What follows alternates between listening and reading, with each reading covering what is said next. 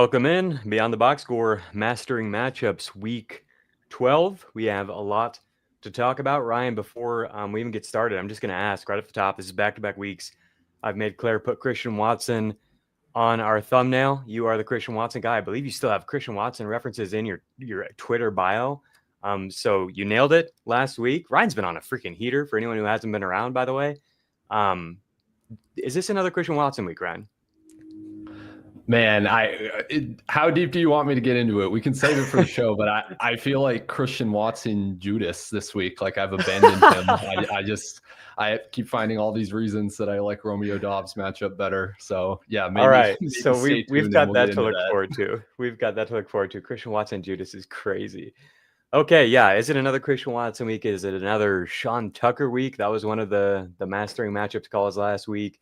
We nailed the Kenneth Walker call. That feels good because Ryan and I are sick men that have been wanting it to be Kenneth Walker season all year long. And finally, it seems like it is. So we've got a lot to talk about today, a lot of moving players in the ranks. I did rest of season rankings. Been working on those over the last couple of days. You can check out the Tuesday or Wednesday Beyond the Box Score episodes. Wednesday's episode, I went in depth, every single position, rest of season rankings. And I'm just noticing that it's moving a lot. And then I looked at the matchups this week and I'm like, there are some players that are a lot higher or a lot lower than I'm used to seeing. I've got a ton of names ahead of Ashton Jeanty that I'm not used to seeing that high. So I'm excited to get into all that. How are you doing today, Ryan? Yeah, I'm doing great, man. Yeah, it's just we're getting to like the back end of the season. Like you can kind of see the end in sight, but it's also exciting because yeah, as you said, like NFL offenses are changing, defenses are changing. There's just so much that's different from 2 months ago. It's really fun to talk about. Is this a tune week? We've got from the chat here. Love to see that. Me and Ryan sure hope it's a tune week. We'll probably talk about Bayshall tune, I'm sure. Thank you to everybody in the chat for being here. Please do get us any questions. I'll keep an eye on the chat. We've got producer Claire with us, does a fantastic job too. She gets the good questions in the chat. So thank you for being here. We're going to talk through a lot of stuff today. Without further ado, let's just get right into some rankings discussions. By now, if you guys have been around all year, you know the drill here. Ryan helps me get my rankings right, and then we get all the crazy advanced matchup data at the end to send us off. We're starting with QB. Expert consensus ranking says it's a Drake May QB1 overall week ahead of Lamar Jackson and Josh Allen. I couldn't quite get there. Ryan, am I too low on Drake May, your guy here? I mean, here's what I will say. With Drake May, you're just seeing the number 2 MVP candidate right now. Matt Stafford slightly ahead of him in MVP odds. Just entering like the best possible matchup. And it's the only like concern you could have is, okay, maybe the Patriots like take their foot off the gas. Right. I don't think that's going to happen, or at least it hasn't happened so far this year. That's not been how the Pats have played. In the second half of games when they're leading, the Patriots actually have the NFL's second highest pass rate over expectation, which basically means that in that situation, they're choosing to throw much more often than most other teams would. Now you could say, hey, maybe they've unlocked something with Travion Henderson here. Maybe they will be a little bit more conservative. The Bengals obviously very vulnerable there as well. But I'm like pretty high on Drake May. I would rather play him than Josh Allen. He's going to be like a very big DFS stand for me this week as well, I think. Got to be high on Drake, man. All right, we'll get back to quarterback rankings. We're going to start with the running back as we always do. So Travion Henderson on the Patriots note, I have it running back 5 overall. That'll obviously change depending on the Ramondre Stevenson toe news. Check back on Friday in the FFT newsletter for updated rankings, and I give you those on Sunday as well. I think the most interesting place to start here at running back is Kenneth Gainwell. So Jaylen Warren's still not practicing. It's tough to sort out these rankings with limited information on who's going to play. But if Warren's out, I've got Kenneth Gainwell up at running back 13 on the road against Chicago. We've already seen 2 massive spike weeks from Gainwell. Does this look about right to you, Ryan? I think so, honestly. Yeah, he just seems very locked into all of the receiving work now. Maybe some of that's not quite as good with Mason Rudolph rather than Aaron Rodgers, who just loves to check it down to the running backs. But yeah, it's a great matchup. Should be a really solid spot for any Steelers running back. So yeah, I think you're good there. He's should see most of the work if Jalen Warren doesn't play. Yeah, so I've got Gainwell ahead of Emmanuel Wilson from the Green Bay Packers. I think those are the two trendy pickups this week. We've got questions in the chat about Emmanuel Wilson. Should we bench Ashton Jeanty for Emmanuel Wilson? I've got Wilson at RB16, Gainwell, Javonte Williams, Travis Etienne if he plays, Kenneth Walker. Those are the running backs I have ahead of Wilson. I have Jeanty notably behind them. We'll get to that.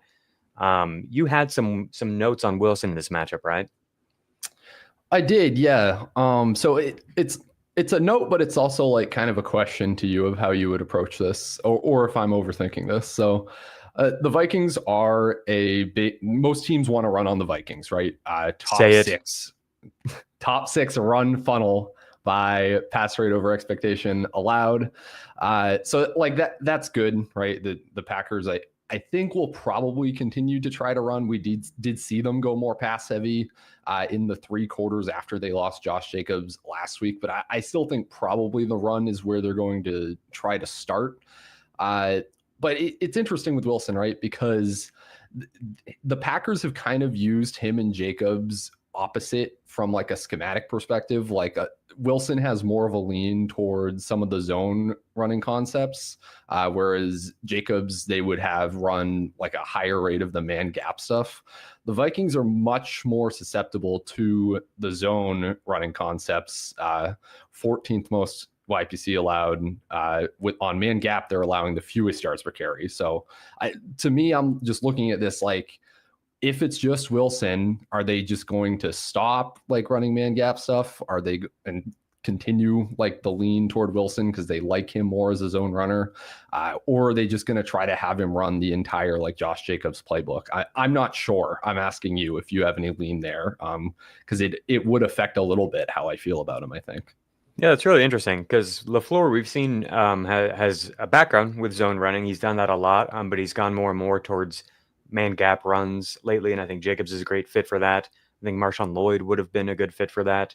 Wilson, I think just from watching him, this is just speculation. Like I think that he can be an effective man gap runner, but your note is interesting because that's definitely something to keep an eye on. I don't have any specific matchup notes here other than Minnesota has been leaky at times. We've seen some big running back games, but maybe that is more of a note about the specific types of run schemes that have worked against them. It's a very specific defense, this Brian Flores defense with all the blitzes and everything. So maybe they've been a little bit better at plugging some of those holes against zone with the blitz. That's an interesting note. I feel pretty good about Wilson in this range. I've got him ahead of Quinshon Judkins, Breece Hall, DeAndre Swift, Woody Marks. Woody Marks is somebody that the chat is definitely curious about. Do you have any thoughts on Woody this Thursday night game against the Bills? Yeah, I love Woody. I am considering sending out like a ladder betting recommendation to the Fantasy Points Discord on Woody. So it's the same kind of stat / idea that we had on Sean Tucker last week, which is the Bills, anytime that they aren't blowing an opposing team out, are allowing, I think it's like 28 fantasy points per game to opposing RB1s. It was something crazy like that. So that's something to consider. It's also because they kind of there's a lot of talk in the NFL right now about, should defenses match heavy personnel with sub personnel, so with more defensive backs to avoid like all the explosive passing stuff that like the Seattle Seahawks are doing, for example. The Bills have been doing that. They are playing a lot of defensive backs even against heavy personnel, and that is leading them to get gashed very hard on the ground anytime that they can't kind of put a team away. Like this Texans defense, I think, is just going to keep them in the game no matter what. Yeah. So that to me like speaks to a lot of upside for Woody Marks. So I would probably want him higher than a Breece Hall, than a Quinshon Judkins, like all these guys that are gonna be in likely negative game scripts, kind of these 2-down runners. So yeah, that would be my opinion. I think, yeah, that's totally fair. I just talked on yesterday's episode about some of the most game script sensitive running backs in terms of like Judkins, Breece Hall, Jeanty, where they've had like 50% of the team's offensive touches when playing with a lead, but that drops to like 35, 40% when playing from behind. I think that makes sense. Expert consensus agrees with you on Woody Marks. So I'll probably bump him up. Think about that a little bit more. Okay. Kenneth Walker, I've got much higher than expert consensus. I have him at running back 15. They have him at 21 on the road against the Titans. Did you have any thoughts on this spot for him? I do. So I'm sure that the whole audience knows about all the positive coach speak we've gotten about Ken Walker, about how the usage has kind of shifted toward him post-bye and all of that. But yeah, on the matchup, the Titans are allowing the 8th highest explosive run rate and the 3rd most adjusted yards before contact per attempt. So about 2.5 yards before contact per attempt on average, the Titans are allowing running backs to get. On his carries this year, where Ken Walker wasn't contacted until at least 2 yards beyond the line of scrimmage, he's averaging over 9 yards per carry, which is the 4th most, and a 17.5% explosive run rate, which is the 3rd most, compared to other running backs on those carries where they have at least 2 yards of room. So yeah, Walker can completely go off this week. We'll get to like the DFS discussion, but I think he's a sick DFS play because he is kind of like leverage off of the Emmanuel Wilson chalk. They're priced very similarly. I can easily see Ken Walker having these explosive runs and putting up like this much bigger score than even a Wilson, who probably should project better just from like a touch share perspective. But yeah, like in this spot, like they're close to 14-point favorites. Like plenty of room for Ken Walker to go insane. Love that. I'm going to bring up the Vegas projections for this week for a couple of reasons. So the Seahawks have the 6th highest implied point total at 27 points, which I think does, in addition to the matchup, you just give a massive ceiling to where we could get, Kenneth Walker had a rushing touchdown called back last week. Andy scored. He's gotten lots of goal line work lately, and we know he has a big play potential. So he could account for a lot of this 27 potentially or more points. And then on the Bills note that you brought up, I wanted to show the chat that they're only 5.5-point favorites against this Houston Texans team. And I think that has a lot to do with the defense for the Texans, like Ryan said. So there's a decent chance that maybe the Texans are able to keep this one competitive. They're playing for their playoff lives, and maybe Woody Marks has success against this defense, which is what a lot of running backs have done. I moved Woody up to just behind Walker and Emmanuel Wilson. Would you move Travis Etienne behind these running backs? Does this look about right? Yeah, why so high on Etienne, man? It's Bashal Tutin season. What are we doing? Let's go. All right, I'm in. Yeah, it doesn't take any more convincing. Aaron Jones is another running back that I am a little bit lower on the consensus. I don't mean to be. I love the usage for Aaron Jones lately. I'm just nervous about the offense, especially going on the road against Green Bay. You had some thoughts on Jones. Does this look too low to you? I think so. Yeah, I think I would also want to get Jones like above the Pareses and the Judkinses. That's like kind of that's like the line in the sand for me this week, I guess. But it's sneaky, like kind of a decent matchup. Packers also a top 4. Sorry about that. Someone is revving their engine very hard outside my apartment right now. I don't know if you guys can hear that. I apologize. They're fired up, man. They're fired up about the Woody Marks call. Yeah, they heard it. But yeah, anyways, Aaron Jones, Packers top 4 run funnel by pass rate over expectation allowed. The Packers are allowing a top 10 number by schedule adjusted fantasy points per game to opposing runners over the past 5 weeks.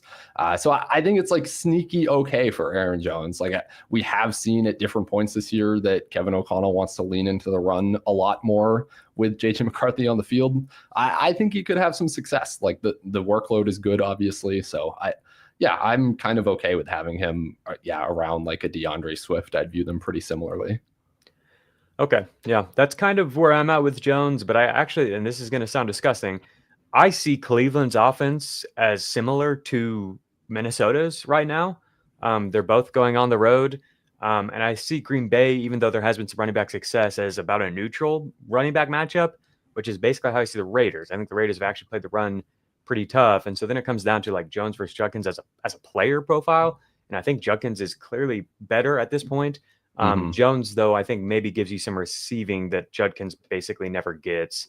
But that's why I had Judkins as higher. Is like this feels like a game where the Browns could at least not get blown out, unless there's like turnovers from the quarterback position or whatever, just because of how bad the Raiders offense is playing. And like, is the Raiders offense going to be able to score any points? This feels like a game where it's like, whose defense could score more points? And so if they can keep it neutral, then I think Judkins is a decent play. I know it's felt really bad lately for anybody who has Judkins on their roster. All right, we're going to take our first break. We'll get back and finish out the back end of these running back rankings for you. Only CBS Sports can bring you big time during the heart of Saturday afternoons. It's big time. It's big time. It's big time. It's big time. On CBS and streaming on Paramount Plus. Alrighty, so we finally arrived at Ashton Jeanty in this disgusting game that I was just talking about. I've got Judkins, Breece Hall, and Alvin Kamara ahead of Ashton Jeanty. Jeanty I have just ahead of David Montgomery, Sean Tucker without Bucky Irving projected to play, is how I've got these ranked. We'll see. Hopefully he plays, man. I've been needing him to play for a long time. Bam Knight, but that will obviously be dependent on injury news as well. And this is where I've got Kareem Hunt with Isaiah Pacheco projected to play. Kyle Monangai, and then we arrive at like the Bashal Tootin, Tyrone Tracy range. Anything immediately stand out here that you would change? Yeah, can we just argue about Ashton Jeanty? I think you're insane. All right. Hit me with it. I feel like my case is pretty obvious, but yeah, I want to hear yours. So I understand the case is obvious.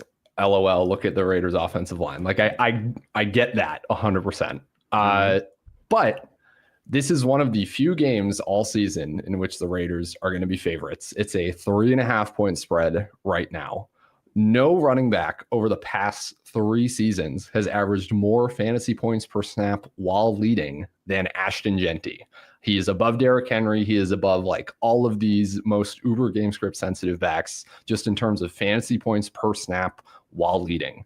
He's also gotten very involved in the passing game lately, over a 16% target share over the past 3 weeks. So this really is just a stat about like, can the Raiders offense function? Like I get that. That is the entire concern with the offensive line injuries, with Myles Garrett, all of this. To me, like the volume is just too good. The player is way too good. And the game script could potentially work in his favor too. We could see some, I make the same argument with Brock Bowers, but like we could see some short fields for the Raiders with Shedeur Sanders. Like I think having him ranked outside the top like 14 or 15 is completely crazy. Completely crazy. All right. Yeah, I've had a tough time getting there with Jeanty for month now. And I don't know, how often has he even gotten to that range? Like, has he, let me look at this real quick. Ashton Jeanty, how often has he even been a top 15 running back? There's not a less high functioning offensive line, worse offensive line in the NFL, in my opinion, right now. Okay. Against Jacksonville, he was a top 5 running back. So there's that potential if he gets there with big plays. The receiving has been really, really good. But yeah, to me, it's just terrifying to get him in the lineup because he gives you these really bad games. And the upside is not high. Like he's topped out at like 17 points outside of this one crazy game back in week 4. And yeah, just with the offensive line already bad and then banged up, I've just had such a tough time watching this offense. Maybe this is just like me being too biased because I wanted the Raiders to be good this year and it's just been an abject disaster. And so I'm like, it's affecting my opinion here too negatively. But it's just, I don't know, man. I have a tough time. I guess I can move him ahead of Judkins and Breece Hall. I don't think I can move him ahead of anyone from this range that we just talked about with Kenneth Walker down to DeAndre Swift. I feel like every player there has more upside. Maybe not somebody like Emmanuel Wilson, but honestly, he could score multiple times. The Raiders aren't getting to the red zone. The receiving is nice, but like, I don't know, man. I just have such a tough time with this. And they've just abandoned the run lately. Like, maybe that changes against the Browns, though. They've abandoned the run, but I mean, 2 of the games they've abandoned the run were the 2 before Dallas, and he was a top 15 running back in both of those. Yeah. I think that's where he tops out. And so that's why I've got him at like 20, is because I actually feel reasonably good about these running backs above him. And you have to acknowledge the floor. Like, he did get there with a touchdown each of those games that barely got him into the top 15. He had like 15, 17 points or whatever. That's tough. I want to get some like Ashton Jeanty polls in the chat if we can. Like, I'm curious where you guys land on this. Would you rather have Jeanty or Judkins, Jeanty or Brees, or would you put him ahead of like anybody from this range? Would you put Jeanty ahead of? Because Ryan's calling me crazy here, and I don't know, man. I felt crazy ranking him this high all year because it just keeps looking so bad every time I have to watch this Raiders team. All right. I missed one of your notes at running back here, and it was Saquon Barkley. So I've got him at running back 7, but I don't feel good about it. I could see moving him down into like James Cook, Javonte Williams range behind, and like Kyron Williams. I think that's kind of where I see these 4 backs kind of similarly. Would you be even lower on Saquon? No, that's probably about where I'd be as well. Maybe get him like just ahead of James Cook. To me, I think this is a huge trap spot for Saquon. Just the offensive line injuries that the Eagles have sustained with Lane Johnson, like about to go on IR. There have been very like wide rushing success splits with both Lane Johnson and Landon Dickerson on the field versus off the field this year. So in 4 games that those 2 guys have played over 80% have both played over 80% of the snaps, Eagles are just over a 50% rushing success rate on non-QB sneak designed runs. So taking out tush push stuff, just over a 50% success rate with the O-line healthy. That's top 12. In their other 6 games, where at least one of those guys has not played the entire time, their rushing success rate falls to just 38.7%, easily dead last in the NFL. Barkley hasn't gone over 18 fantasy points in any game that pair hasn't been healthy, and the Eagles have thrown more in those games. Their P-row goes from 28th to 20th, so they lean a little more pass heavy when they don't have all those pieces on the O-line. So I really have horrible vibes on Saquon. I know it's like a good on paper matchup, but the Cowboys have made all these upgrades to their defense, especially in the run game, Quinnen Williams. So I can't do it with Saquon. He'd be like my RB11. I think, that makes sense. Like I'm pretty nervous about him too. I just don't really feel that great about any of these running backs. Like, it's a tough match for James Cook. I think I've got a lot of respect for the Bucs defense against the run. So that I ended up a little bit higher with him, but I don't really want to be higher. I'm gonna move him down a little bit. And like Javonte against that Eagles defensive line, like they looked so freaking good this past week. But yeah, it's a tough spot for Philly's offensive line against Dallas. I think you make really good points here. So we've got, would you consider starting somebody like Gainwell ahead of any of those backs, Saquon or Javonte or Cook or anything like that? Or is that just getting greedy? Yeah, I think it's getting greedy. Like the Gainwell volume is not like that guaranteed. It feels like it because it's Kenny Gainwell and it's like the grossest Arthur Smith running back. Of course, he's going to get all the touches. That's not even necessarily true. Like maybe Caleb Johnson comes back to life. Who knows, man? I'm done. After last week's Jaylen Warren experience, I am just kind of done with feeling confident about that backfield. Okay, so let's talk about Ramondre. If Ramondre Stevenson is in, there's obviously massive upside for him in this game. We don't know what the role will be exactly. But if Ramondre's in, where are you moving Travion Henderson? How far is he bumping down here in this matchup on the road against the Bengals? And where would you put Ramondre, you think? So that, to me, both of them would just be probably between like Marks and Etienne. And that's just accounting for... There's a very wide range of outcomes to me with the usage for both of them back. I think Travion probably outtouches him. That would be my lean, maybe like a 60-40, but that could be still Ramondre, mostly at the goal line, mostly in the passing game, most of the high value stuff. I don't think there's a world where it's just all Travion and he's undeniable and they finally stop doing this craziness with Ramondre Stevenson, but I think I'd want them ranked like back to back as kind of mid high end RB2s.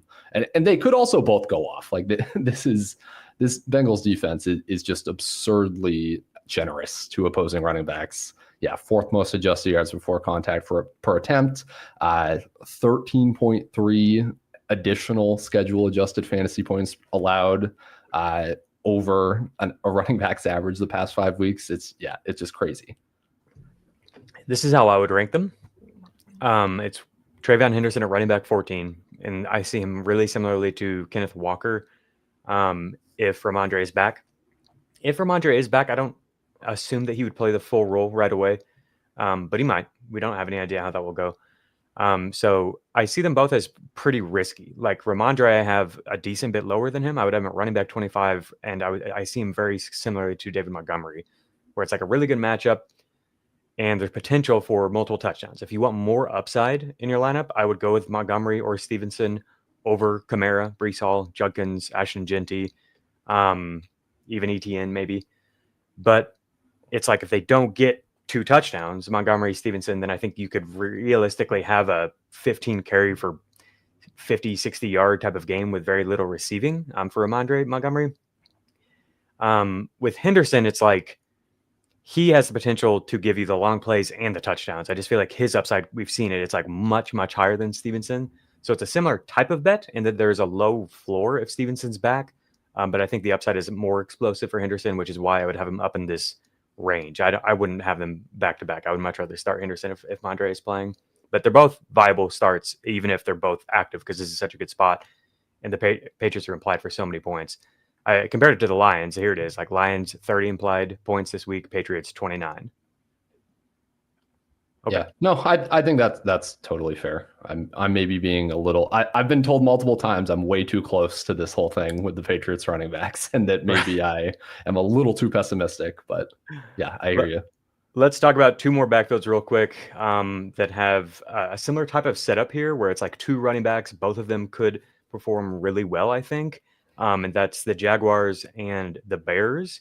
So I've got DeAndre Swift at running back 19. I've got Kyle Monangai at running back 29 against the Steelers at home against the Steelers. I've got Bashal Tuten at running back 31, and I've got ETN at running back 17 on the road against the Cardinals. We saw last week that it was a lot closer. Those 2 were a lot closer. So I'm open to moving them, but I am just nervous about the ankle injury with Tuten. What do you think? Would you move Tuten way up? Would you move Monangai up? Do you have any thoughts on those 2 backfields? Yeah, I'd move Tuten way up. I mean, after the game, he said that it was no big deal. He practiced on Wednesday. Like to me, that means it's no big deal, and that we don't have to worry about it. We don't know anything about this Travis Etienne shoulder injury either. Like I don't. Yeah, I think I might have ankle injury. Close. I think I have ankle injury trauma. Ankle injuries always scare me. I was like this with CeeDee Lamb too. Every time like I was doing rest of season rankings, I was like, I don't know. I just don't like ankle injuries. Okay, so yeah, I could see it. Like if I knew Tuten would play the full game, and we just like have the vibes coming in from Liam Cohen, feeling really good about him, and the way that we saw him get integrated into the offense more lately. If I knew that he and Etienne were both going to play the full game, I would have Tuten basically right here where I have David Montgomery and Stevenson, and I would probably have Etienne right behind Judkins and Jeanty, I think, like in the same range as Breece Hall and Alvin Kamara. So I'll leave you with this, chat. Here's these running back rankings you'll get on Friday and on Sunday as well. Let's talk about some receivers. Crazy week at running back. Okay, so I want to hear your thoughts on Stephon Diggs. This is a Patriots show today. I know that this young cornerback is playing really well for the Bengals, but I think Diggs will mostly avoid him. He moves around, but he doesn't move into the slot.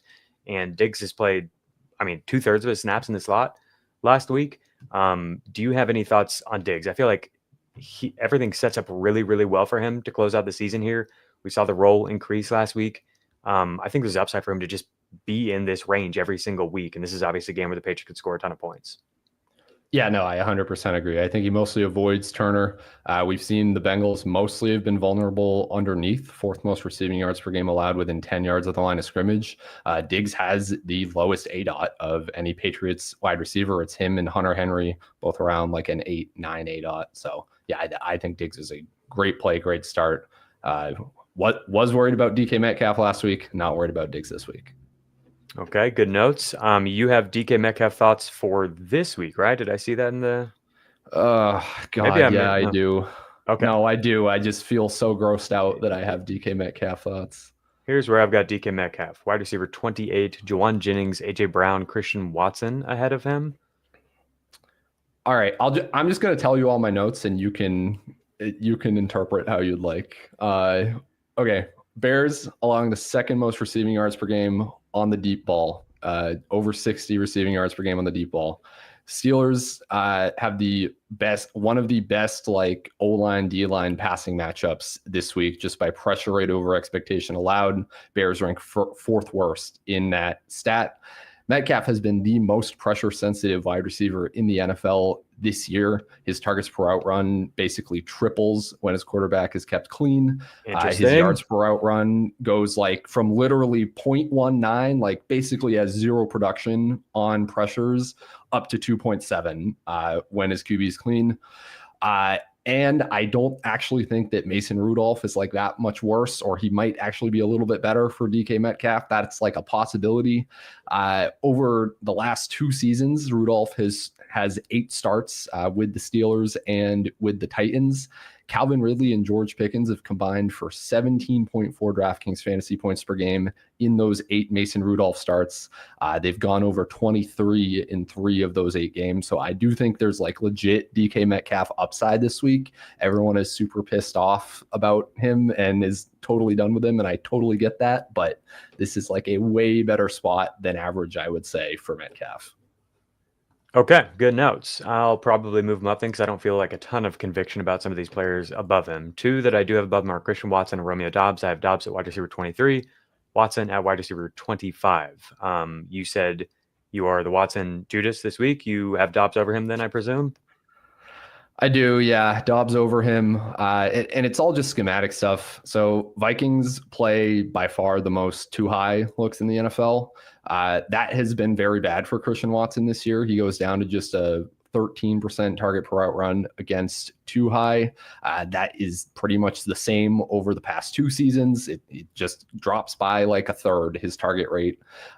Dobbs gets like a slight efficiency increase versus too high. Vikings, like in theory, are a decent spot for outside wide receivers, top 5 schedule adjusted matchup over the past 5 weeks. And also they blitz a ton, which has also been bad for Watson this year, just an 8% target per out run against the blitz. Another kind of small efficiency boost for Dobbs against the blitz.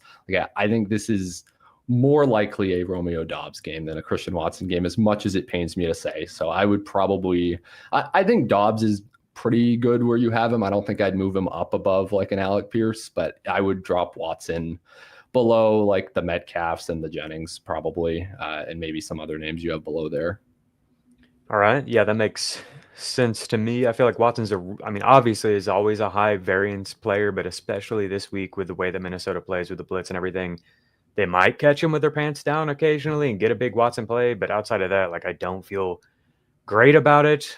Speaking of, I think a very volatile player that maybe people don't realize how much so because it hasn't been that way. He's been surprisingly consistent, but we're talking about Mr. 20-yard average depth of target himself, Alec Pierce, on the road against the Chiefs.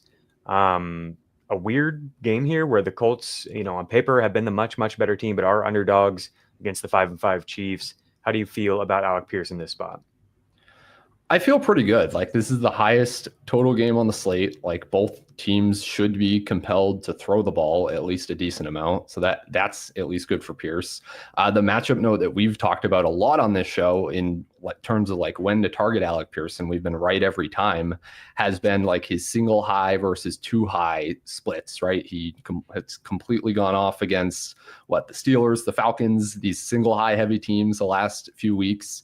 The Chiefs on average play a lot more 2 high. So I do think there's maybe reason to be a little afraid there. But when you like dig deeper into it, the Chiefs just change what they do every single week. Like they've been below a 50% too high rate in half their games.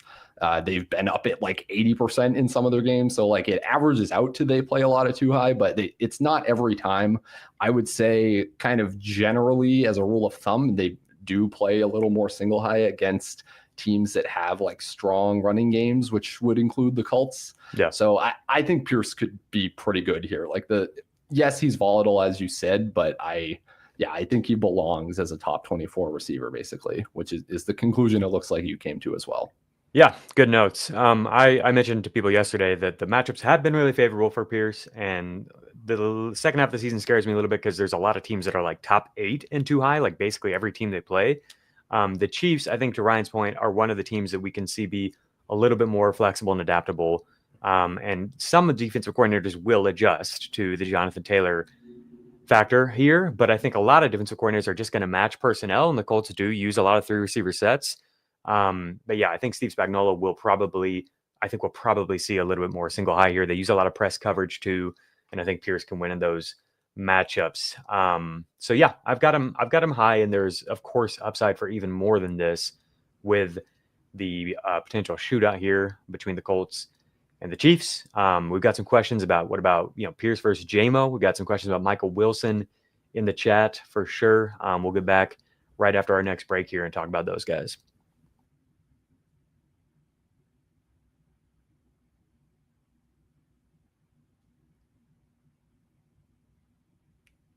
You can always count on Sundays with the NFL on CBS and Paramount Plus. So even if you can't count on accurate expiration dates, that is a rookie mistake, or people appreciating your fashion sense, Jim, the crowd is not on board here. You can always count on Sundays with the NFL on CBS, streaming on Paramount Plus. Glad we wear our good jerseys. Yeah. Alrighty, so I do have Michael Wilson against the Jaguars ahead of Alec Pierce. Got him at wide receiver 19. Just above that, you'll find JMO at wide receiver 16. Devontae Smith at wide receiver 15 ahead of him. I think they're all interesting here. The other receivers in this range, if you're not watching on YouTube, Zay Flowers at wide receiver 17. Michael Pittman, wide receiver 18. Then you find Wilson at 19. Wan'Dale Robinson and Roma Dunze are the two in between Michael Wilson and Alec Pierce and Romeo Doubs. I did move DK Metcalf up to wide receiver 24, just behind Romeo Doubs. You think this could be another good spot for Michael Wilson? No Marvin Harrison Jr. Give us any matchup notes you got against the Jags. Yeah, I kind of don't know what to do with this whole game. I know that I like it, but the matchups are, it's a little hard to like sort through which guys I like more. Michael Wilson is definitely one of the guys I like more though. The Jaguars, 4th most schedule adjusted fantasy points per game allowed to the outside, but the fewest to the slot. Wilson, 83% of his routes on the outside last week, obviously put up a 40% first read target share, like over 35 or 36 and a half DraftKings fantasy points. That's what, 33 and a half PPR. Yeah, like he's great. He's a great play. That's all I can really say. I'd consider him over Michael Pittman. I kind of get it though with Pittman, longer track record. In theory, like a slightly better spot, at least by Vegas total. But I feel pretty good about Michael Wilson.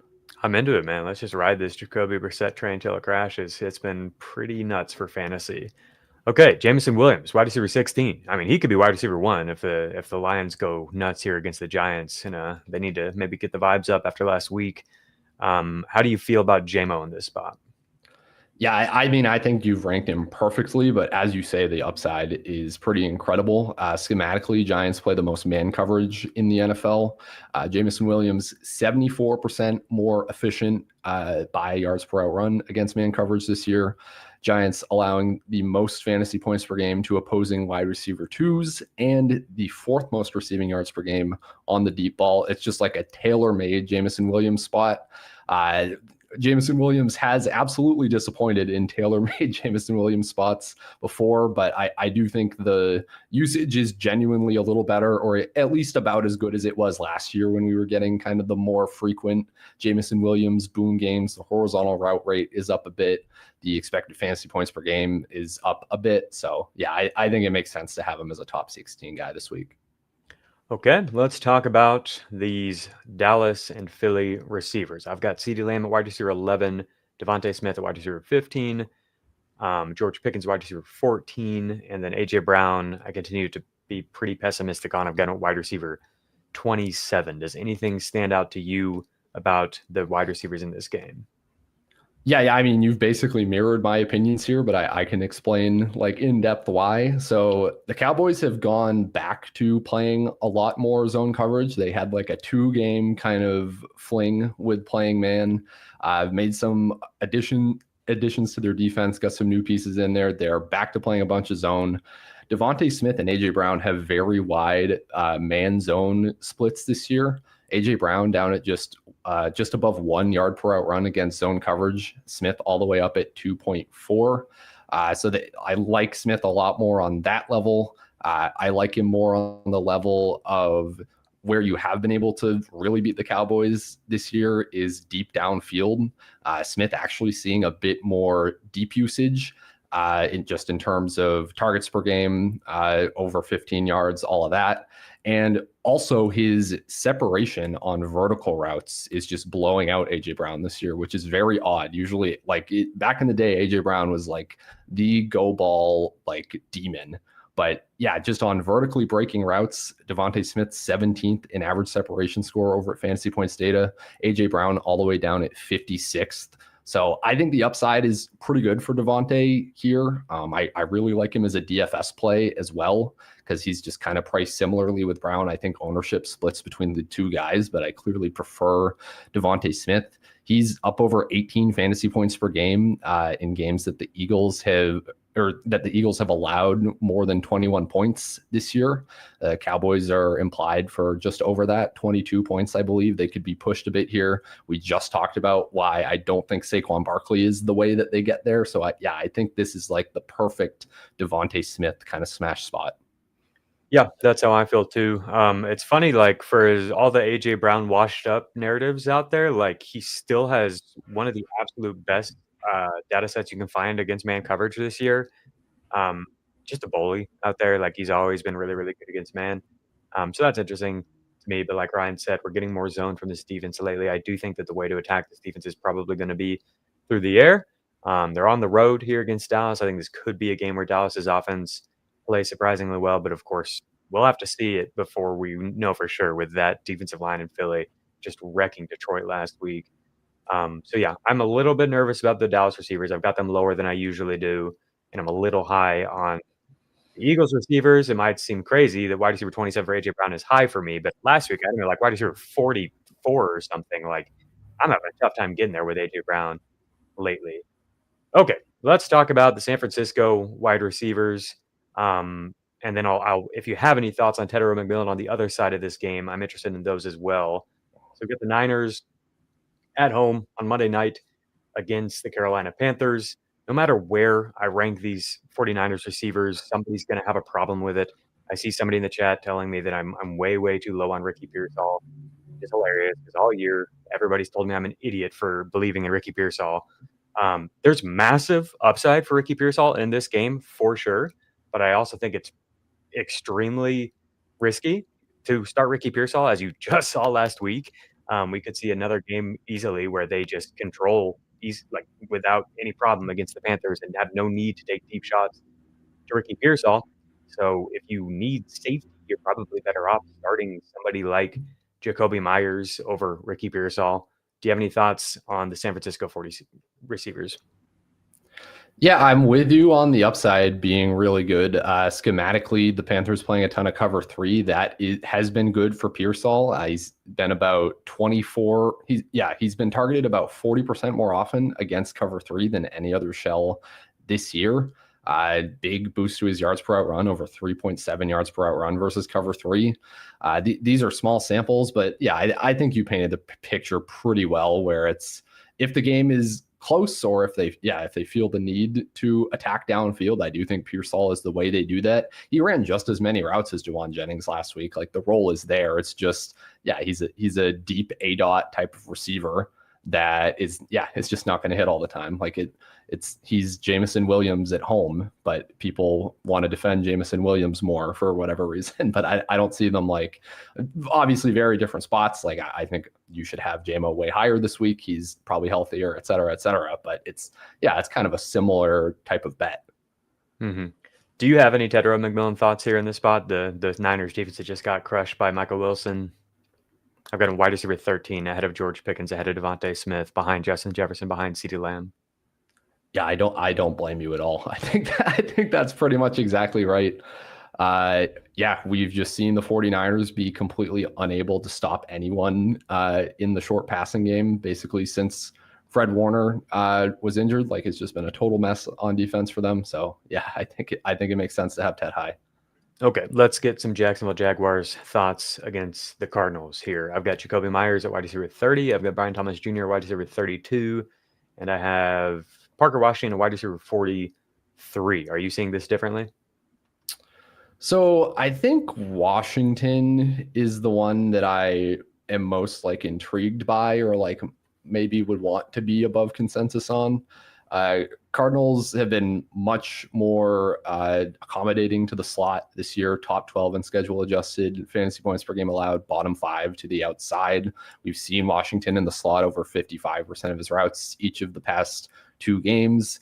The Cardinals also don't really get much pressure, and we've seen some pretty wide pressure splits for Parker Washington this year, where he's targeted like 140% more often when his QB's kept clean. So I kind of want to be a little higher on Washington, but it's also like, this could be a game that kind of shoots out, just because all these Jaguars games seem to have been or hitting the over.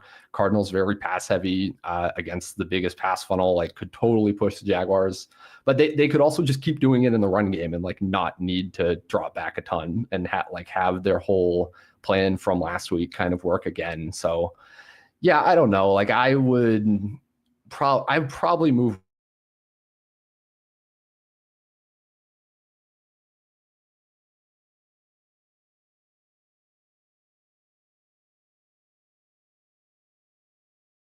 here. I'm going to talk about the receivers in this Parker Washington range. We've seen really good stuff from Jaden Higgins, from Luther Burden lately. Roles looking much better for them. I think both of them are viable starts in this spot. Hey, Ryan, did we lose? Did I cut out, or did you cut out? I'm not sure what happened. I might have. All the stuff disappeared for a minute. I think I'm back, though. Sorry about that. Yeah, where was I? Let's talk about these rookie receivers, Jaden Higgins and Luther Burden. People have a lot of questions about, for sure. The roles looking better and better for these two. Burden gets the Steelers, Higgins gets the Bills on Thursday Night Football. I've got both of them above Parker Washington, and below, Josh Downs. I think could have a good game if he gets on the field more in a back and forth game against the Chiefs. Does this look about right to you? I think I'd want to push Burden maybe higher than, like, my better judgment would tell me. Like, I'd probably want him, like, back to back with DJ Moore. He is just, all the matchup notes kind of weirdly coalesce for him in this game right after we finally see him closer to a full-time route share. Olamide Zaccheaus barely playing. So, like, the Steelers play a ton of single high. Burden averages literally double the yards per out run against single high. Some of that is, like, trick plays and stuff. Like, all the yards per out run stuff with Burden is understandably, like, a little bit fake. But I mean, they're also just allowing second most schedule adjusted to wide receivers. They're allowing the most receiving yards per game on underneath throws, which is where Burden has mostly operated this year. 61% of his targets within 10 yards of the line of scrimmage. So I just have, like, a really good Luther Burden feeling this week, I guess, for all of those reasons. Maybe it, like, I acknowledge this maybe doesn't work out probably over 50% of the time, but I think the upside's actually pretty good.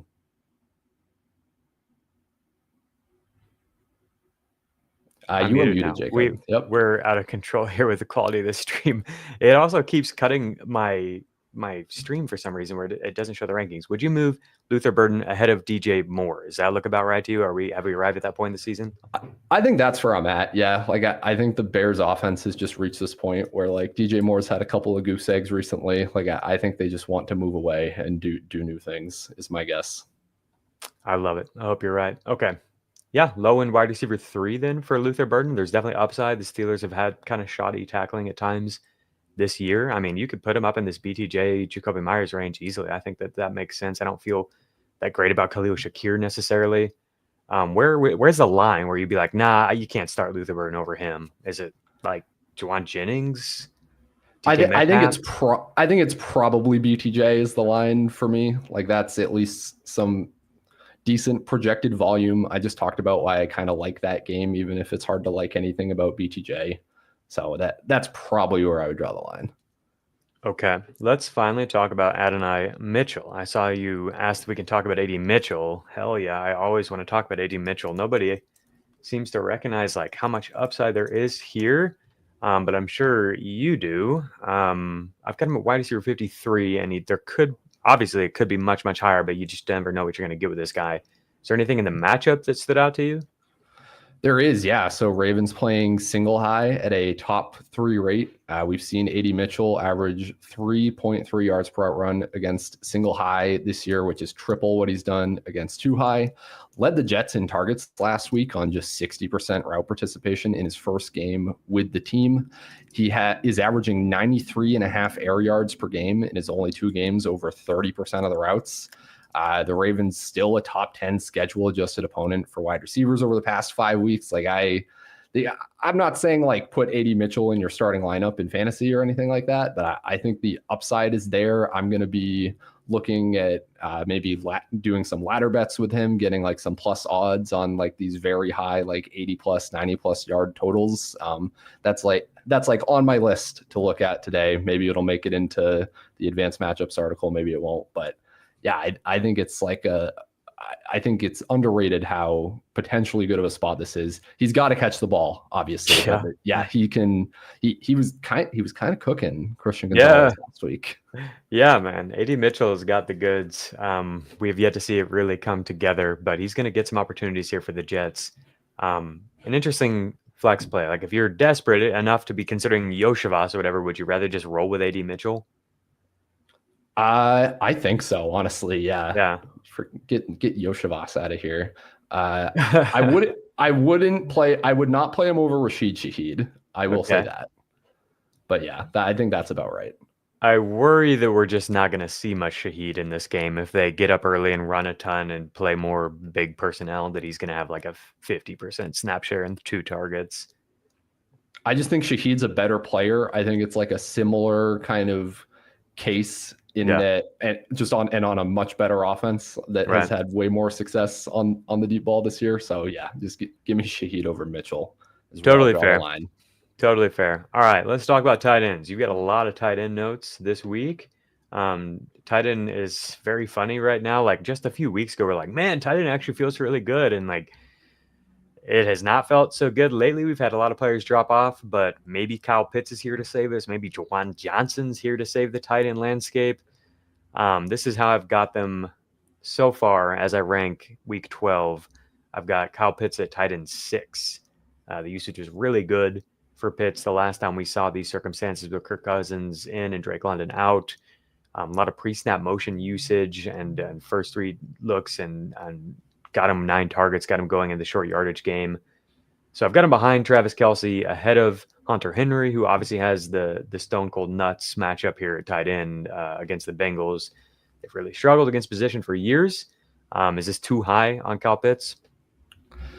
No, I think I'd want him over Henry just on usage. Like you kind of have to have Henry pretty high just because like we've seen guys that have horrible usage on the full season, like Coulson Loveland, Pat Freiermuth, like just go for 30 plus fantasy points against them. So yeah, like Henry's got to be in play, but I think Pitts is probably a little better on average. You've got a nice schematic matchup against the cover 3 heavy Saints for Pitts. for Pitts. That's like a 10% boost to his targets per route run. Yeah, as you said, the usage was really good, 29% target share with Kirk Cousins back in week 8. So he makes sense to me as the tight end 6 as well. And Jawan is like similar. It's a good schematic matchup against cover 3. Also good against the blitz, which the Falcons do quite a bit. So I think it makes sense. I feel like a little, man, having him over like a Jake Ferguson or Mark Andrews feels like a little wrong to me, but I kind of get it. Yeah, I don't know. I feel pretty scared about those two any given week at this point right now. Jake Ferguson has like 95 total yards over the past month. So he's still hung on and been able to produce because he's caught both of his end zone targets during that time. But the usage is not good. The matchup is not good. Andrews, I never want to start, but maybe you get a 55-yard fake tush push. You never know. But Isaiah likely not practicing, so it's an okay spot to start Andrews. I think there's upside. Like I think Cade Otton is probably a little bit safer, even though his matchup isn't. The Rams defense is scary too.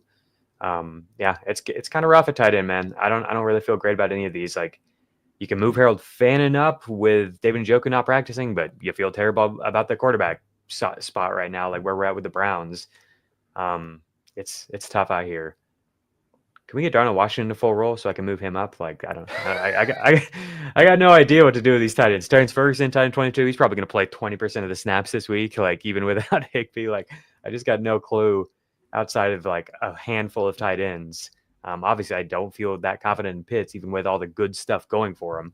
But I've got him at tight end 6 this week because that's just where we're at. Oh, one thing to consider. I'll drop this knowledge. I'll drop this tip. I don't know if Mike Gesicki is even in your rankings because he's been hurt. He is practicing this week. He might play. If that's the case, he was like the tight end 2 by fantasy points per game, I believe, in games that T. Higgins missed last year. We saw the Bengals kind of move to more 12 personnel, like involving Gesicki, like as a legitimate part of the offense. That could just be Noah Fant if Gesicki's out. If he is, I would have Fant as like a fringe top 12 tight end. I would play him over. I think you have Dalton Schultz too low, by the way, but I would play Fant like over the Fannins, over the Theo Johnsons, over the Cade Ottons if there were no Gesicki. If there is, it gets a little messier just in terms of how much are each of them playing, but that's like something I'd be tracking. Yeah, pretty much every week you tell me that Dalton Schultz is too low, and he's been putting up decent games. So I guess you're right. I feel like there's more upside with somebody like Theo Johnson chasing points against the Lions. There's more upside with Andrews. Dalton Schultz is pretty similar to Cade Otton. This is all about the same, this range here. Did you have some thoughts on Theo you wanted to share? Just like I guess a quick one. I don't really know why, but Theo Johnson has been 81% more efficient against man coverage this year. He's like weirdly the Giants' kind of best weapon against man. Like I was going to say, I feel like the why is pretty easy, even though it's weird the tight ends aren't normally better against man. It's like, who the hell is good against man on the Giants? Slayton can be, but he's banged up. And so it's like, maybe it's just this huge, super athletic, long tight end. Like he can win in man. Exactly. Yeah. Lions play the third most man. It sounds like we're getting Jameis Winston again this week, most likely. He also has some favorable splits against man over like at least for last year. So that's something I'm tracking a little bit. Always fun to be invested in Jameis Winston. Not actually. It's fun about 30% of the time, and it sucks the other 70% of the time. But yeah, that's something to watch. You had some Travis Kelce notes. We're going to keep rolling with the Kelce good times right now. I think so, yeah. And I think this applies just as much to Rashee Rice. I see them both as like really strong plays in this spot. We talked about this game just having an awesome total. Both teams probably needing to throw a bunch, but so like the Colts added Sauce Gardner to their secondary, but that doesn't really help them at all in the slot. He didn't play a single snap in the slot in his first game with them in week 10. We see Kelce and Rice both in the slot around like 42 to 47% of the time. Colts have been vulnerable underneath, third most receiving yards per game within 10 yards of the line of scrimmage. Rice literally runs over half of his routes within 5 yards of the line of scrimmage. So that's like perfect. Like this is just like the perfect spot for Mahomes to dink and dunk all day with both Rashee Rice and Travis Kelce. So that's like I think it'll be a popular, but it's like a very good double stack in DFS. And yeah, I think Kelce, maybe we need to talk about Brock Bowers too when we get to like the advanced matchups DFS section, but I am higher on Bowers than you this week, I think. All right. I really like Warren in this spot against the Chiefs. And I think what we saw for him before the bye was really encouraging. That was like by far the biggest target share for him on the year. First 3 targets were there as well. And I wonder if maybe we'll see him more and more integrated into the offense as a first read coming out of the bye. So that's where I'm at with Warren. But do you think Bowers is a better start than him against Cleveland?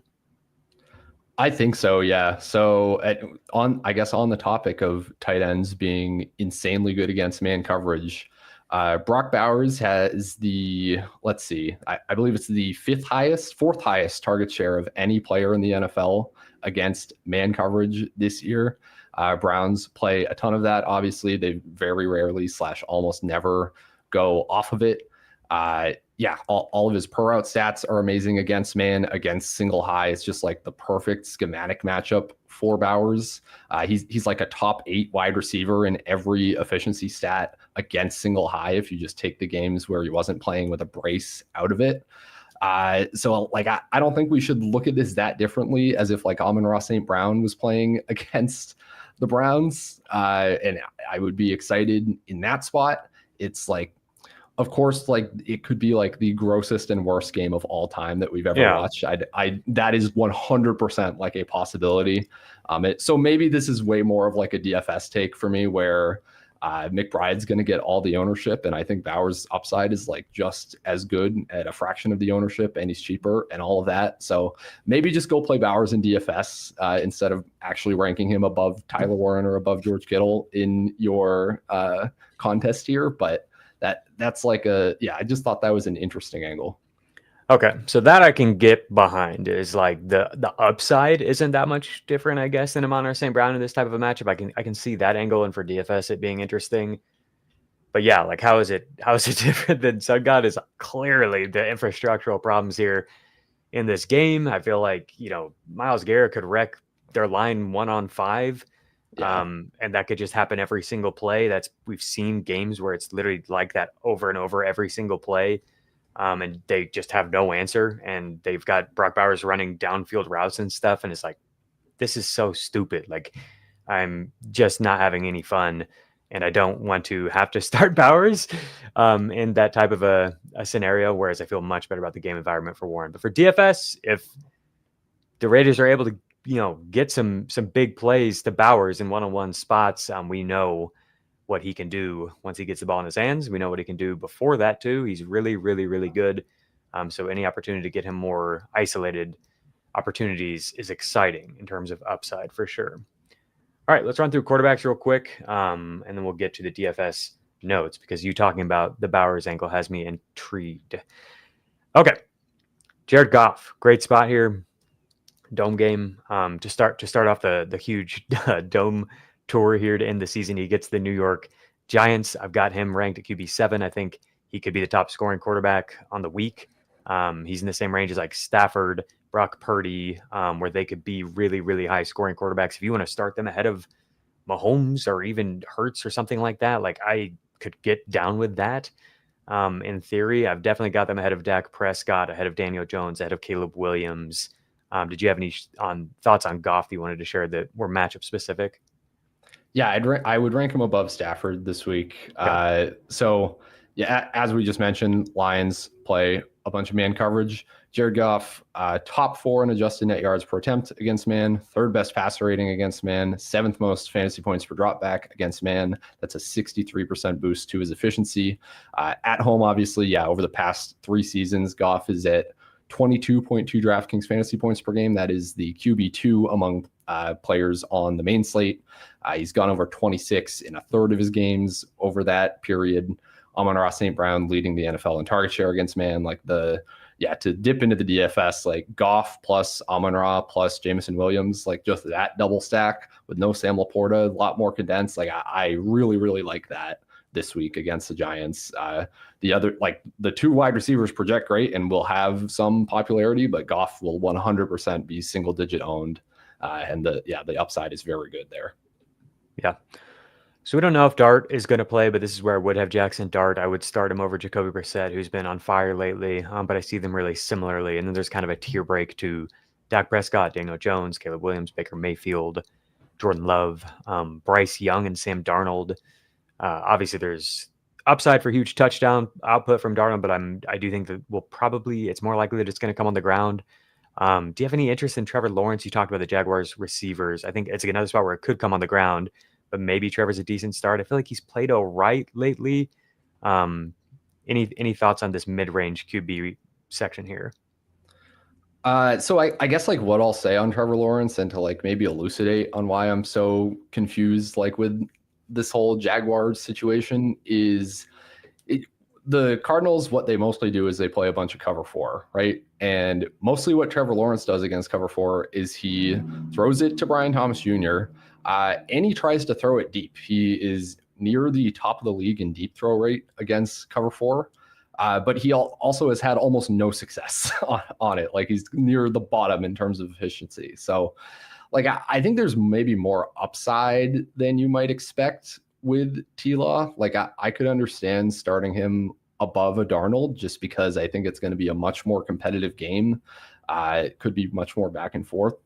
But yeah, like I understand it's Trevor Lawrence. I'm never going to be the guy sitting here touting Trevor Lawrence. So that's where I'm at with him. Anybody else here? I think we're underrating Joe Flacco quite a bit. Like he had kind of one down game, but this is like one of the best game environments. I understand there's no Jamar Chase, but they're gonna drop back a ton. Like I would feel better about Flacco over a T-Law, over a Darnold, over even like a Bryce Young. Like you can throw on this Patriots defense. In fact, that is 100% all they're going to do is throw on the Patriots defense. So I think Flacco is like clearly a really like a higher end QB2 to me this week. Interesting. I noticed that they went their pass rate over expectation was leaning run heavy for the first time in like 2 months or something in their past game. And I wondered if we might just see more of that because I think the Lion and Chase Brown have played a little bit better lately. And then obviously Jamar Chase is out. But you think just based off the matchup that we're probably going to see them go to the air more and like most likely going to be chasing points. That makes sense. Yeah. It's like an 8-point spread, maybe even a little higher than that. The Patriots are like one of the best teams in terms of rushing efficiency allowed. Yeah, you kind of have to throw on them, and I think Flacco will be happy to. All right. Yeah, he probably gives you a decently safe floor as far as QB2 options go. Joe Flacco. All right. Good stuff, Ryan. Let's get into some DFS discussion here. Seems like it's shaping up to be another interesting week. You once again are considering burning your money and fading Trey McBride. Is that right? I'm not saying I want to fade him, but it's kind of like what we just talked about with Brock Bowers. Like I see a lot of upside there. He is literally just like a top 5 slot receiver in the NFL by average separation, great against man coverage. Like not nobody, I shouldn't say that, but it will be less than half the ownership on Bowers compared to McBride. We could see like just the Raiders getting the ball inside the red zone multiple times just based on turnovers in this game. I am a massive Shedeur Sanders hater, by the way. If anyone who's not hasn't been able to tell that, who's not? You mean there's a ton of people who are very much the opposite that have been I guess in social media. Yeah. In this circle of the internet, I don't run into many of them. Yeah, no, fair enough. So yeah, I think Bowers is like a really interesting DFS play. We already talked about Jared Goff double stacks. I think that one is super easy. Like you just see the percentage of like targets and yards for Amon-Ra, for Jameson Williams go way up in the 2 games that Sam Laporta's missed over the past 2 seasons. So that's like a nice spot there. Chris Olave. We should talk about Chris Olave. So I'm seeing on Olave, I'm seeing single digit ownership projected right now, 7% projected ownership. He projects as he projects as our wide receiver 5 on the slate in terms of DraftKings fantasy points this week, which is maybe slightly aggressive, but has just gotten all the volume in the one game we've seen without Rashid Shaheed. Mm-hmm. We just saw Ted McMillan toast this Falcons defense. They play a ton of single high, a ton of cover 3. Chris Olave is top 8 in targets per out run against both of those things this year among all wide receivers. They blitz a ton. Olave also just a top 5-ish wide receiver by efficiency against the blitz. Tyler Shuck has thrown deep on over 20% of his dropbacks against the blitz this year. Like it's small samples with Tyler Shuck, obviously, but anytime we get the Saints and like it's a very low total game, I get that the over under is very bad, but I think there's like a lot of upside to Olave. We just saw him have a really awesome game with Tyler Shuck. To me, he's one of like my priority guys to just kind of throw into a lineup, make it more unique. Don't need to mess with anything else in the game. But Olave is like a really strong play for me. Yeah, that's easy. He's too cheap. To me, I'm really curious to get your opinion on this. Him and Stephon Diggs are right next to each other in price. And I just did update my rest season rankings. I've been very high on Olave this year, but I've got Diggs still substantially ahead of him. I think Diggs was like wide receiver 12 rest of season, and Olave was wide receiver 16 or 17. I think there's a lot more upside with Diggs because I think he could score a touchdown a game from here on out, whereas I don't feel quite as much confidence in the Saints offense. But both of them have really favorable matchups and good peripherals. I do lean towards Diggs because his per route data blows Olave's out of the water this year. It's not exactly fair. You're playing with Drake May compared to Tyler Shuck, but those are basically the circumstances for the rest of the year. So any thoughts on those two rest of season, and which would you rather play for DFS this week? I'm definitely playing Diggs with May and all that, but like outside of lineups where I'm playing other Patriots or Bengals, I'm probably just going to play Chris Olave. I think the range of outcomes is similar. I think the floor for Olave is definitely higher. The ceiling is similar.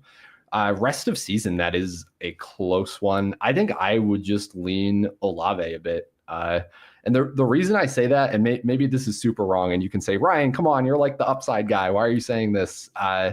To me, Olave is just safer from week to week. We just have all these weeks where Diggs is just like not involved in the offense. He's running empty routes, not scoring that much. Like it's a very like kind of up and down pecking order with the Patriots wide receivers.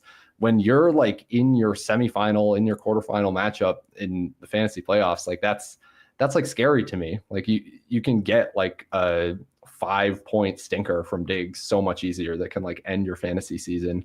Maybe I just have like Patriots negativity bias in fantasy, and I always have, and that's always something I need to be aware of and overcome. But yeah, I would lean toward Olave rest of season.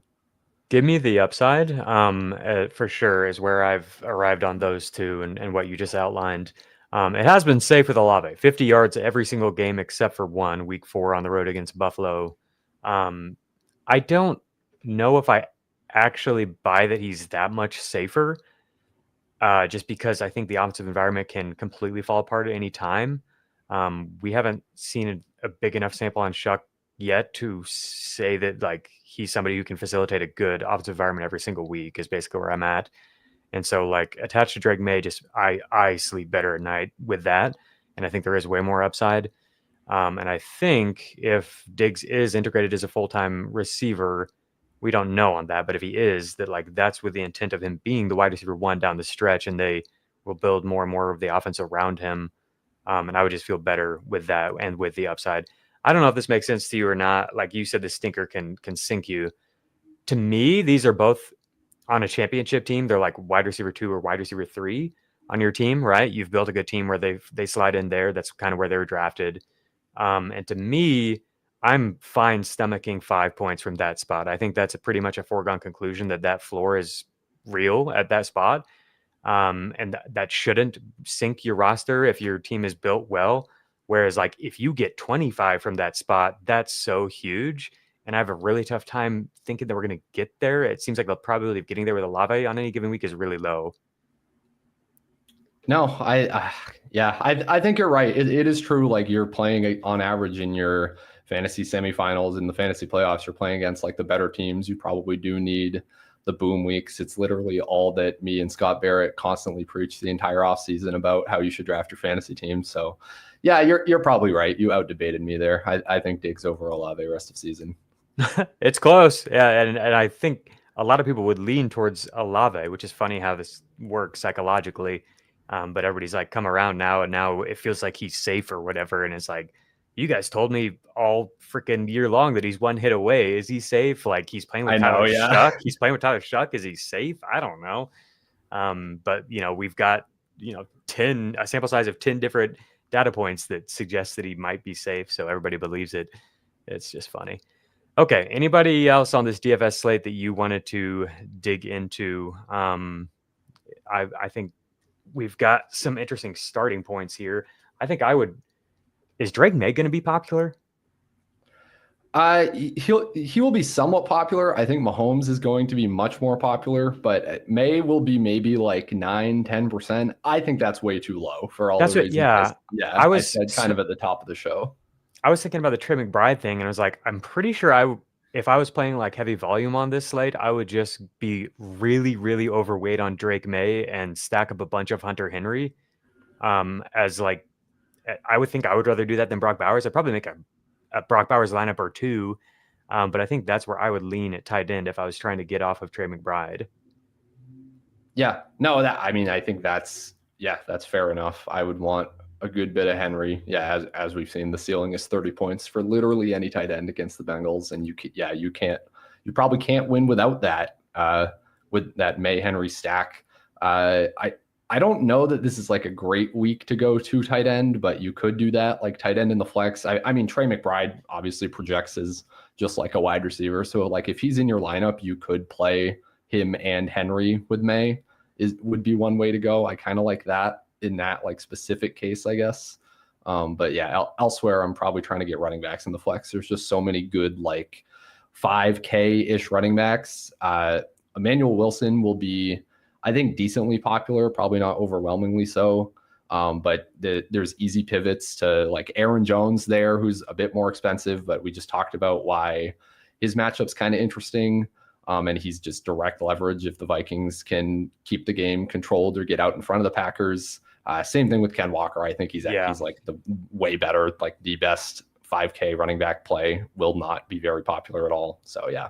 I was just looking at running back and I'm like, I feel like Chase Brown, there's a good chance might go overlooked because there's so many interesting names in the 5K range and he's a little bit more expensive. Is he going to be a popular play? He will be the most popular running back on the slate. And maybe the most popular player. He should be. Yeah. He should be. But like, as I was just thinking about, if we get, no Jaylen Warren and if we get no Josh Jacobs, that there maybe won't be so much of a need to go to Chase Brown if you're going to those guys.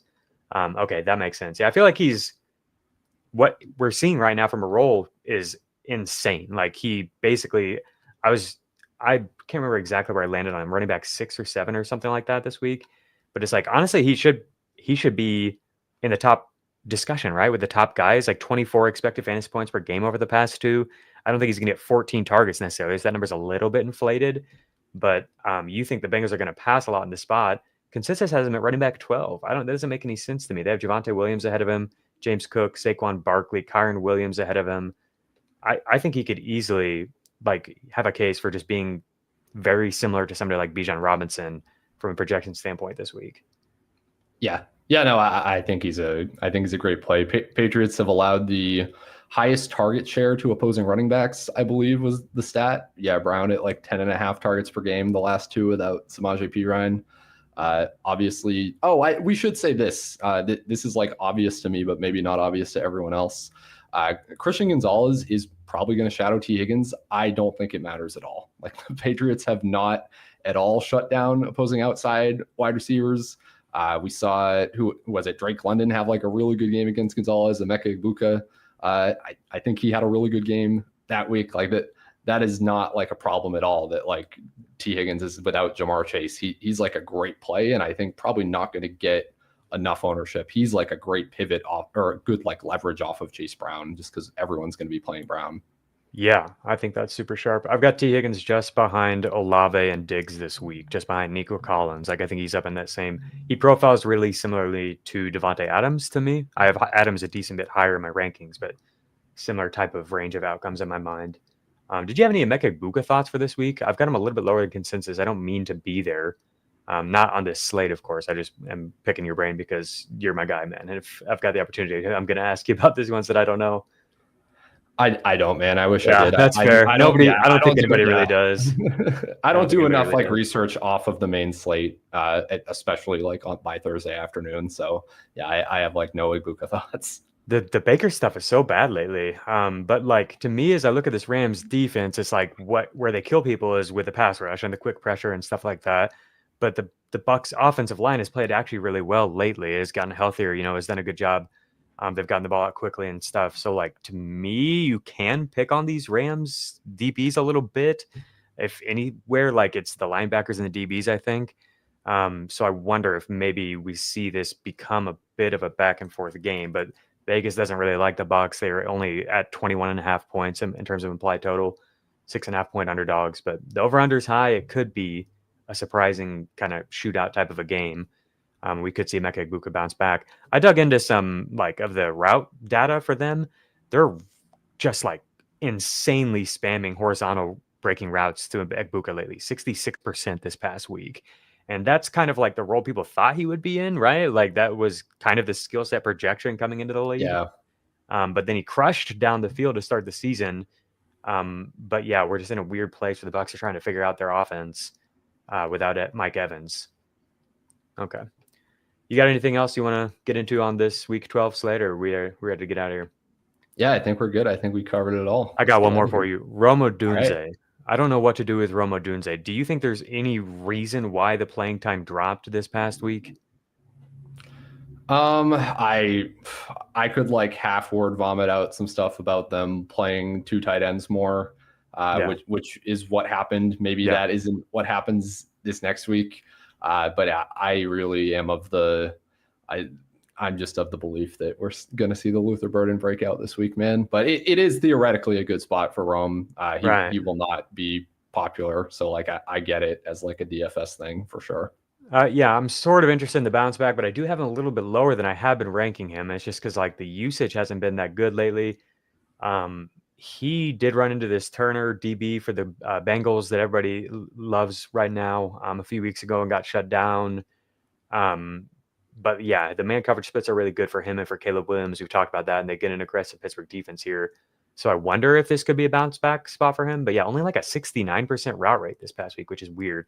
Ben Johnson obviously loves these freaking tight ends. He talks about it any chance he can get. He loves Cole Kmet. He loves Colson Loveland. So I'm keeping an eye on the playing time for Odunze because they got a really rough schedule after this Pittsburgh game. And I wonder if he might be somebody who ends up being like massively overvalued because of the early season stuff. I think they're going to really lean on the ground game, which has me feeling kind of nervous. I've got some Odunze teams that kind of need them.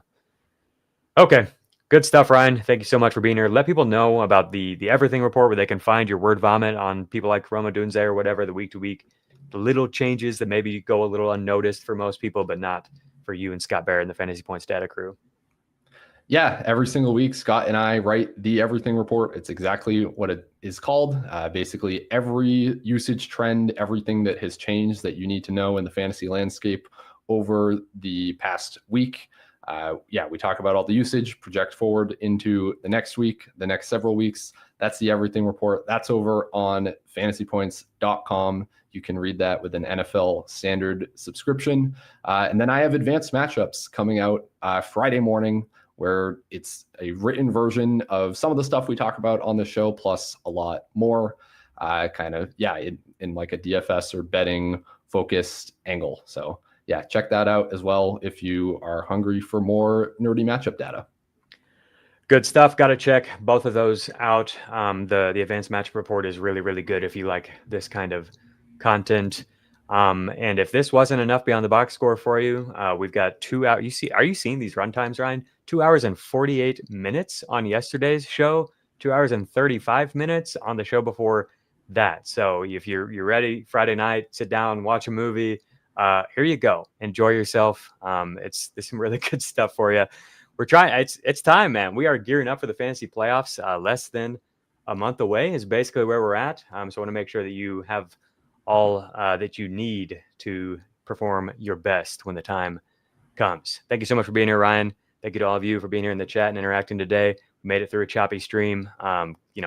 Just keep battling, every week to show up. No Drake London, no Josh Jacobs. You just got to push through. So thank you all for being here with us. We're sticking together. We'll see you next week on Mastering Matchups.